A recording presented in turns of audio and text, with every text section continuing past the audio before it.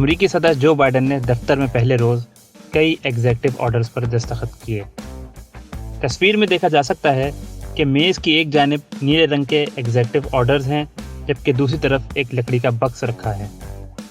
اس box میں استعمال کے لیے سنہری کنارے والے کراس سینچری 2 پین موجود ہیں، لیکن دستخط کرنے کے لیے اتنے سارے پین مگر کیوں؟ کیا ایک قلم سے دستخط نہیں کیے جا سکتے تھے؟ جواب ہے، یہ وائٹ ہاؤس کی ایک روایت ہے جو کئی دہائیوں سے چلی آ رہی ہے۔ یہ تو واضح نہیں کہ یہ روایت کس صدر سے شروع ہوئی، لیکن تاریخ دانوں کے مطابق اس روایت کا دور کئی دہائیوں پر محیط ہے۔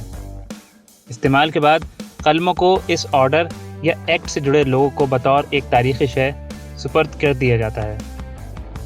سب سے مشہور مثال صدر لنڈن جانسن کی ہے، جنہوں نے 1964 میں تاریخی سول رائٹس ایکٹس پر 75 قلموں سے دستخط کیے اور سب کے سب ان لوگوں میں تقسیم کر دیے جو اس ایکٹ میں شامل تھے۔ ایوریٹ ڈرکسن، ہربرٹ ہیمفرے اور مارٹن لوتھر کنگ جونیئر قلم پانے والوں میں شامل تھے۔ گزشتہ برسوں میں دیکھا جائے تو صدر اوباما نے 2010 میں افورڈیبل کیئر ایکٹ میں 22 قلم استعمال کیے تھے۔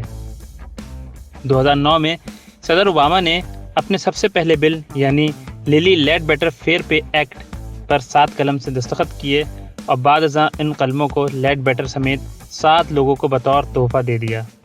تاہم ڈونلڈ ٹرمپ نے یہ روایت توڑی اور اپنے من پسند قلم کا استعمال کیا۔ اپنی رائے کمنٹس کے اندر ضرور دیجیے اور ویڈیوز کو لائک کرنا نہ بھولیں۔